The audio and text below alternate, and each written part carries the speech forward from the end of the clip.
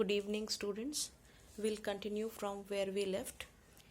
In the previous video, children, I talked about alliteration, repetition, and refrain.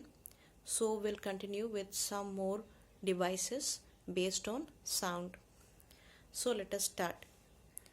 Children, before starting, again, I have thought that I'll start teaching the poem.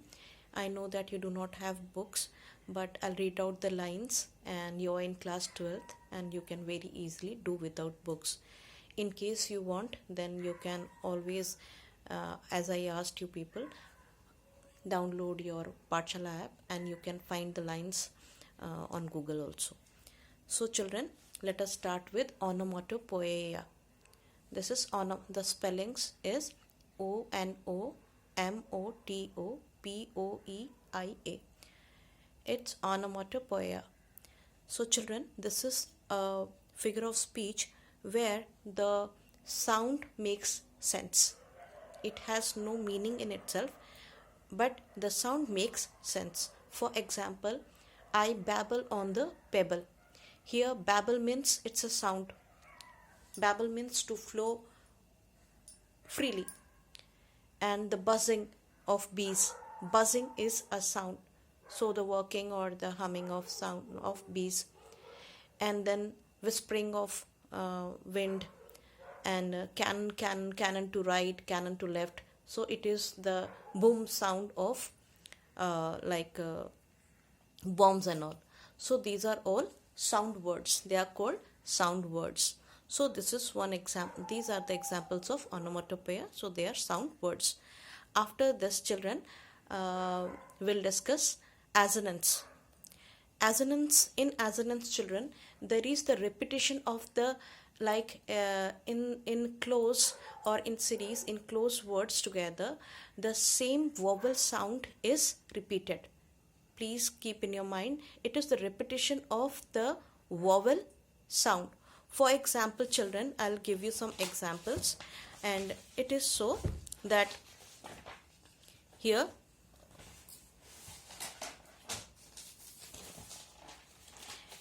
examples of assonance. It's hot and it's monotonous.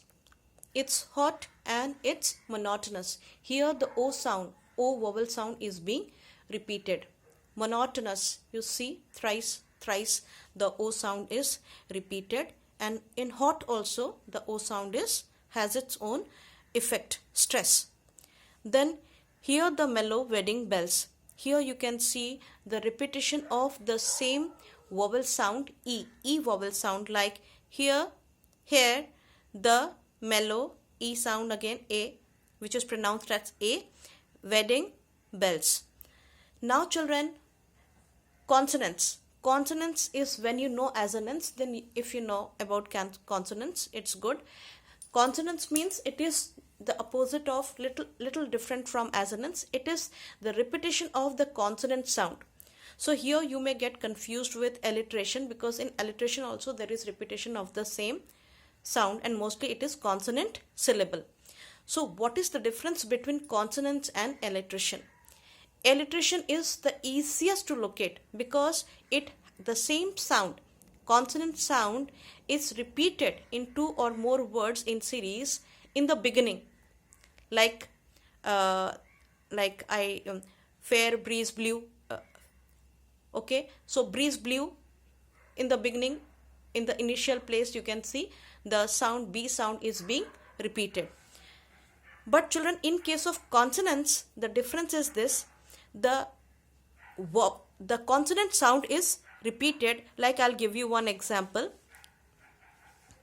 of consonants.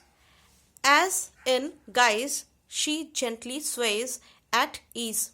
I repeat, as in guys, she gently sways at ease. So guys and sways, guys G-U-Y-S, and sways S-W-A-Y-S. But the pronunciation is the same. So the same consonant sound is being repeated, but it is at the end of the word or clause. It is at the end, whereas in alliteration, it is at the beginning of the word. So now children, these are the two more literary devices based on sound. And then children will move on to anaphora. Here children, in case of anaphora children,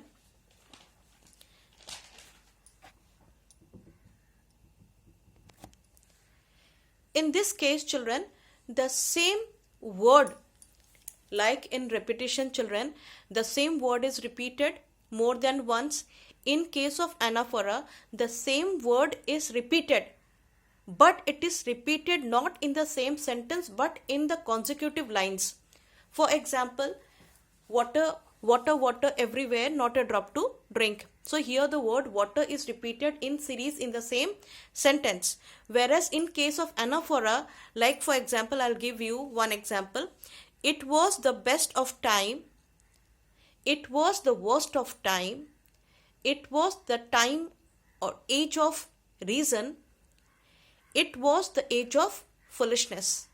So you can see in all the four lines, it starts with it was, it was, it was. So the expression or word or phrase it was is repeated in consecutive. It has to be consecutive. Matlab means one after the other lines. So this is anaphora. So now children, we know some more literary devices based on sound, and now I'd like to move on to the poem Keeping Quiet. Children, in Flamingo, the first poem is My Mother at 66. The second poem is An Elementary School Classroom in a Slum. The third poem is Keeping Quiet. I would like to start with Keeping Quiet for a reason. And the reason is this: the time we are experiencing these days, the way we are locked down and locked up in our homes, we cannot go out. So children, I can relate this experience to this poem, and I think I have understood this poem better after this experience. The title of the poem is Keeping Quiet, which is an example of alliteration. Keeping Quiet, Keeping Quiet, quiet. Even when one word starts with E and the other with Q, still the sound is the same. Keeping quiet, the K sound is being repeated. So this is an example of alliteration. Like as the definition goes, it is the repetition of the same consonant syllable when it is stressed in a series is called alliteration.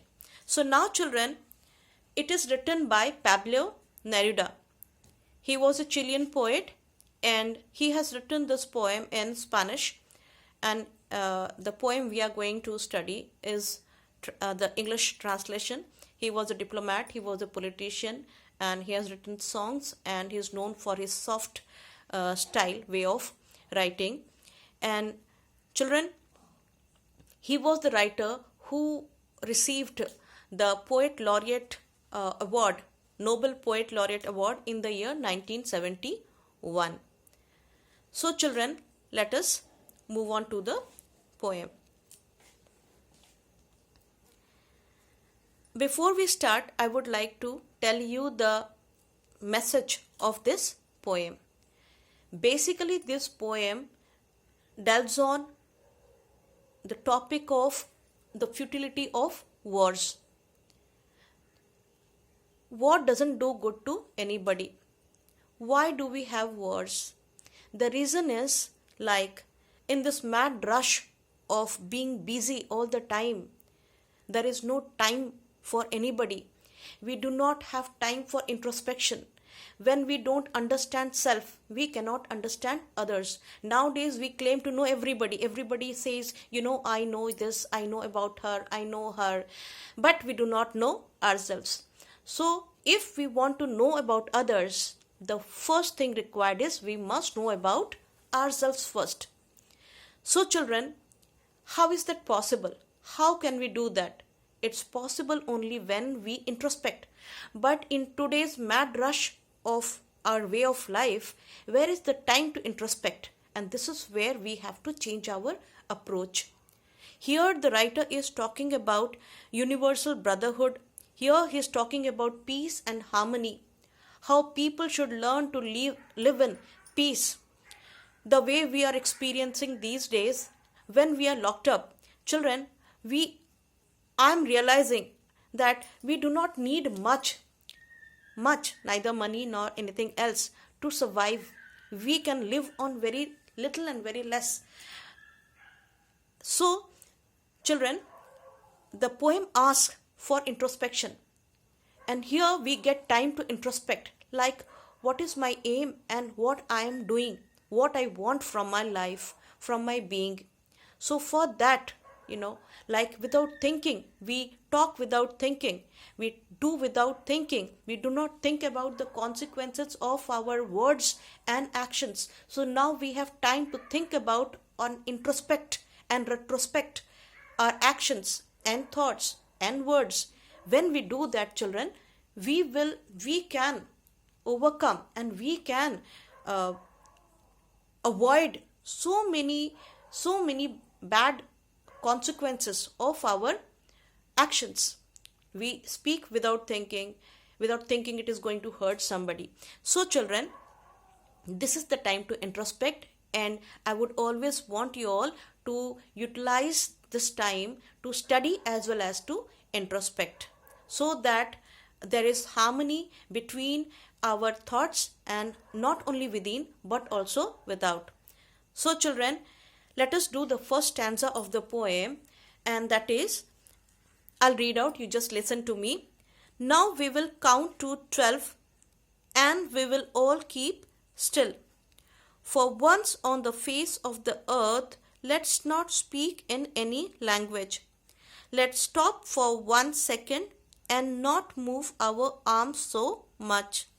So here the poet is asking us not to talk, not to act, but to introspect. Introspect means to look within. Now we will count to 12 and we will all keep still. So here 12, the significance of 12 is because in 1 minute we have 12 hand sections. So for 60 seconds, let us not talk. That's a very small period of time. So it's not so that don't talk and don't do for a long period of time, but only for a moment, only for a minute. Don't talk and don't act. So now we will count to 12 and we will all keep still. Nobody will do anything. There will not be any mad rush for any action. For once on the face of the earth, let's not speak in any language. It's not one area, one country, but the whole of the world. There should not be any talk, any exchange of words, any signaling, any connection through words. So nobody in any language. So all over the world, no people should talk in any language. Let's stop for 1 second. Not for long period of time, just for a moment. You remain quiet and instead of looking without, look within, and not move our arms so much. Don't much act. More put your energy inside. So in this first stanza, the writer is asking for introspection. And children, if we discuss, like instead of talking about others, and when we talk more, we have arguments, two people do not agree on the same topic, and then one disagreement leads to many, and then it leads to violence, and this leads further and further and further. So children, we should introspect what we should speak and what we should restrain. So children, there are some figures of speech in the first stanza, and that is we will. If you see the first line, now we will count to 12. We will, the same syllable consonant is repeated. We will, W. We will. So the W sound is repeated twice. We will. And we will all keep still. the same phrase is repeated twice. So this is not only an example of alliteration but also repetition, because the same phrase we will is repeated twice. So this is repetition. Next is children, there is assonance. You see the example of assonance. The third line you see, for once on the face of the earth, let's not speak in any language. Let's for 1 second and not move our arms so much. So in the first stanza, children, you see there is one example of assonance also, and where the same sound is, vowel sound is repeated. And alliteration, the same word sound is repeated, word sound, and repetition, the same word and phrases are repeated. And case of assonance, now we will count to 12 and we will all keep still. So now children, with that we come to the end of that is another figure of speech. I am sorry. Here we can see the example of anaphora. You see the fourth and fifth line. The sentence, the line starts with let's not speak in any language, and the fifth line is let's stop for 1 second. So the fourth and the fifth line starts with let's not. So let's, it starts with the word let's. So the repetition of the same sound in consecutive lines. So children, with this we come to the end of the first stanza. We will continue in the next video. Thank you so much. Bye.